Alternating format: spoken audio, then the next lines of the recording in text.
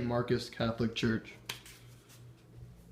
Our three symbols for the church are the Alpha and the Omega, the crown, and the cross. The symbol, the Alpha and the Omega, represents the beginning and end of the church.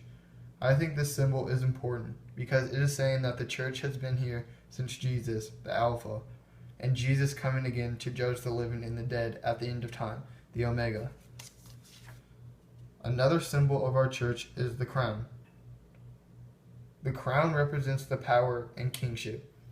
I think that the crown represents our church by symbolizing the leadership and power of the Catholic Church in the modern age.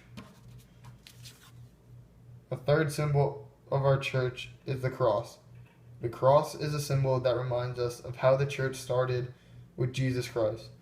I think that this is the most recognizable symbol in the Catholic Church, and that is why it is part of our church.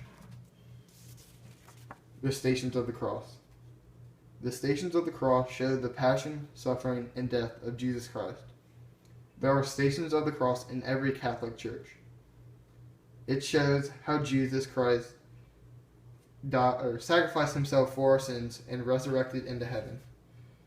It is the final prophecy of the life of Jesus Christ. The altar. The altar is the main object of the church. The altar is where the body and blood of Christ is blessed by the priest, and where the spotlight of the Mass is. The baptismal font. The baptismal font is used to baptize people into the Catholic Church, and where you bless yourself as you walk into the church. Sometimes the baptismal font is just a bowl, while other times it is a large pool that is the size of a bathtub. The tabernacle. The tabernacle is a fixed, locked box in which the Eucharist is stored. A less obvious container that is set into the wall is called an aumbry. The only difference between a tabernacle and an aumbry is that the aumbry is set into the wall.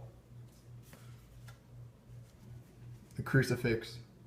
The crucifix is a primary figurative Christological symbol. The crucifix is normally very large in the Christian church, in the Catholic Church, close to life size. The crucifix is Jesus on his cross. It represents how he died for our sins and was the Son of God. The crucifix is covered by a sheet during Lent. This is our church.